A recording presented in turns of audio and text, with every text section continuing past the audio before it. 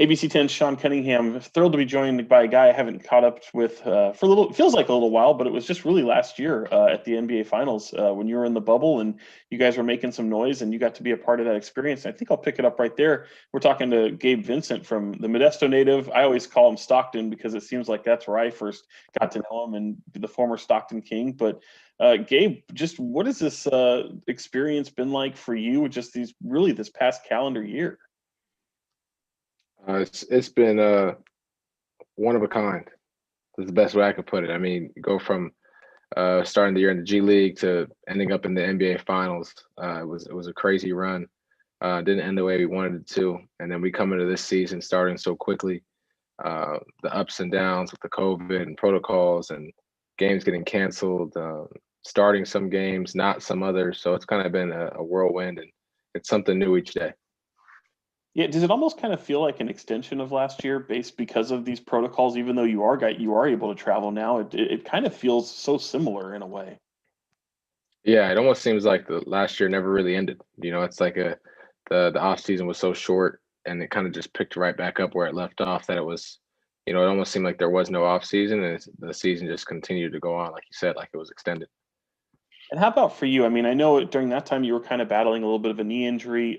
How much is that in your rear view, or is that still something you kind of still have to deal with, but kind of put to the side and just kind of muscle through and play? Yeah, I mean, they've done a great job with me and helped me get my issues under control and keeping a good eye on it. So for the most part, it hasn't bothered me too much or been in my forefront. So I've been able to focus on the game, and definitely with us missing guys or guys being hurt, my number has been called upon more this season than it had been last season, and I've just been trying to step up where I can and do my part. I feel like NBA players, athletes in general, are always going to put the most expectations on themselves. And for you guys, after reaching an NBA Finals and going through what you did, and a lot of people thought it was pretty surprising, maybe not to you guys, but how much is Mhm. that now the expectation of trying to do it again this year? Yeah, I mean that's one thing I learned quickly when I joined the Heat, and I think that's something we talked about briefly too. Was that's always our expectation. That's always the organization's expectation, and that's just the way that we try to carry ourselves in all aspects of what we do, whether it's watching film or doing a workout when no one's around, or just trying to work on the little nuances of the game. So right now, we're not really playing that well. We haven't quite figured out the small details out of it yet, but it's still our expectation, and we still plan on finding a way to get there. And then for you, you guys have dealt with so many challenges. I don't, for people on the West Coast who may not know, I mean, you guys have really been hit hard by the testing and protocols and having to find your way through. But that's also led to so much opportunity for you. What has that experience been like? And I mean, sometimes you guys have barely had enough guys to field a full roster and it's still expected to go out and play. Right. I mean, can't make any excuses. Everyone in the league has had to deal with this in some shape or form. But for me, it came with opportunity, not necessarily the way I wanted it to come or wanted to be there to have other guys out, but I tried to make the most of it and step up and learn, trial by error, trying to learn on the fly and learn under the fire. So it's been a great experience for me in terms of that, in terms of getting experience, in terms of playing and learning through playing, making mistakes and growing. So it's definitely been positive for me in that aspect, being able just to grow on my game.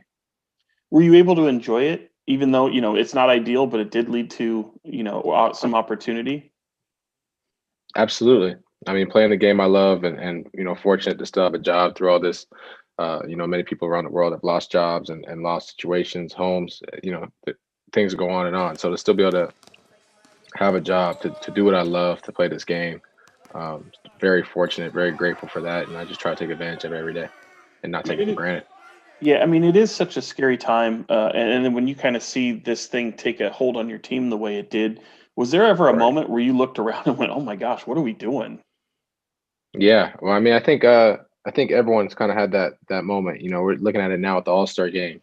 Guys have spoken out, and it's like, why is this even a question? Why are we doing this? And some people are strongly against it. Some people are they don't really care. Um, but it's a question. You see everything going on around COVID, still spreading, games still getting canceled. I think we're doing the best we can to make it happen and make it work. And I think overall it's been pretty safe. Uh, but it definitely raises some questions when it comes so close to home and you see so many of your own guys out and so forth, or your own games getting canceled. I know you guys aren't unusual when it comes to just the testing protocols and what every team has to go through. But for people who don't know, just what is a typical day like for you guys, especially when you're playing like every single day? Yeah, I mean, on the road, it's 8 a.m. testing.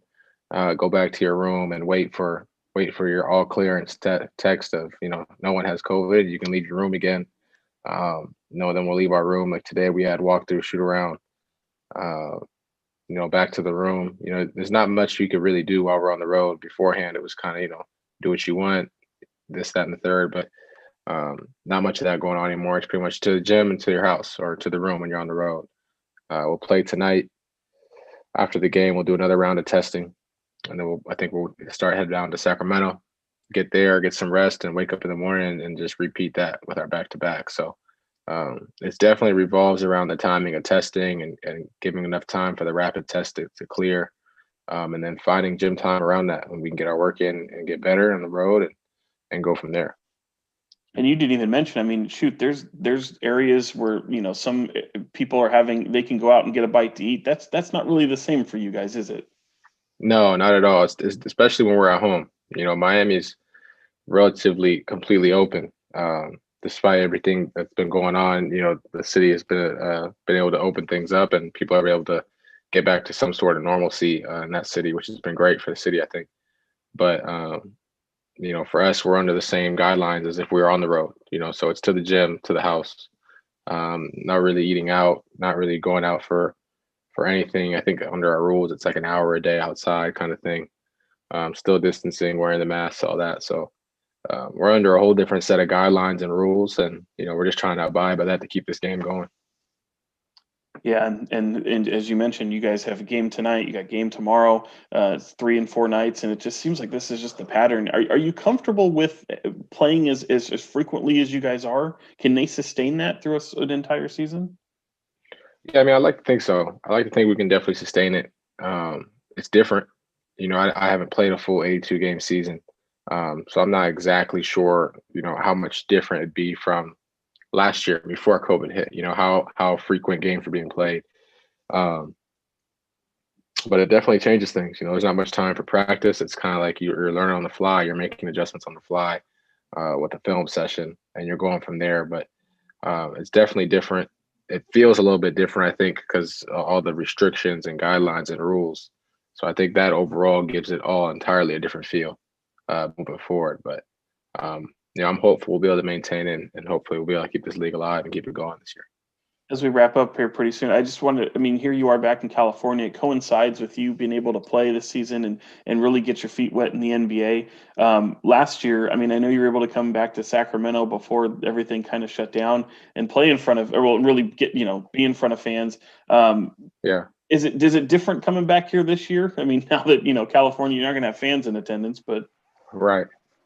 Definitely. I mean, it's crazy. I was just sat back yesterday and thought about it. A year ago, I was, this same road trip, this same time, I had just got my call up and it was all kind of fresh and brand new.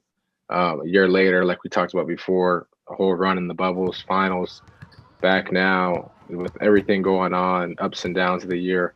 It's crazy. It's been crazy. It's been crazy. And to not be able to see family on the road or not be able to have fans look up and see a familiar face when I am back on the West Coast, that'd definitely be a little different, a little challenging. But hopefully California will be able to start having some fans soon. I know people have been missing the game on the West Coast from what I hear when I talk to friends and family. So it's definitely a blessing to be back home. Nice to be back in California, get some of the good sunshine, but definitely wish I could see some fans in the stands.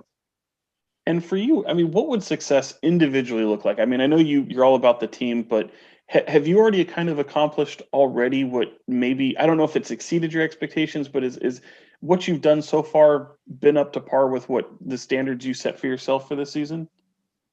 No, I'd say no. Definitely still trying to get better. I don't know. I don't even know what my numbers are looking like or my percentages, but I definitely know they can be better. I haven't necessarily played up to my own personal standards offensively. But but just trying to grow in the game, just trying to continue to grow and get better each day. I think one of the overall goals for me right now is to earn a roster spot and on a 15 NBA contract outside of the two-way. So that's definitely a personal goal of mine right now at the moment. And just trying to win games. I'm just trying to impact winning when my number is called, and if it's not, impact winning in a different way. So just trying to move the needle each day and get better. Is it kind of fun being the guy that at one point, maybe people didn't really know that much about, even in your own city, and then all of a sudden you kind of get that little swoop up where all of a sudden people are starting to know who you are a lot more? Yeah, it's different. It's different. It's. I think the best part about it is when people reach out and you kind of find out. Social media now, it's easier to be in touch with people you might not have known, and to know that if you're inspiring or giving someone else confidence, or even someone that someone else looks up to, that's encouraging more than I think people know.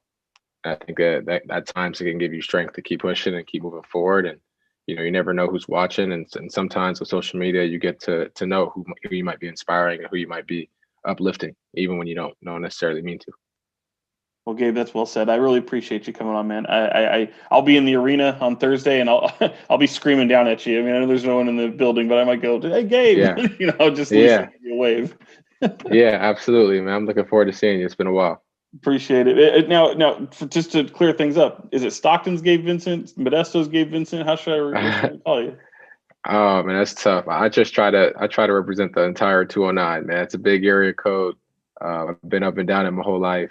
Growing up in Modesto, going to high school in Stockton, playing in Stockton.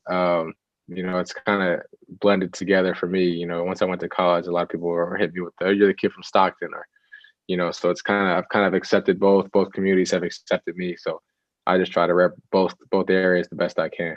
The pride of the 209. That works. Yeah. I appreciate you, man. Thanks so much. Has a good ring to it. Yeah, Thanks, I like Sean, it. See you later, man. All right, see you.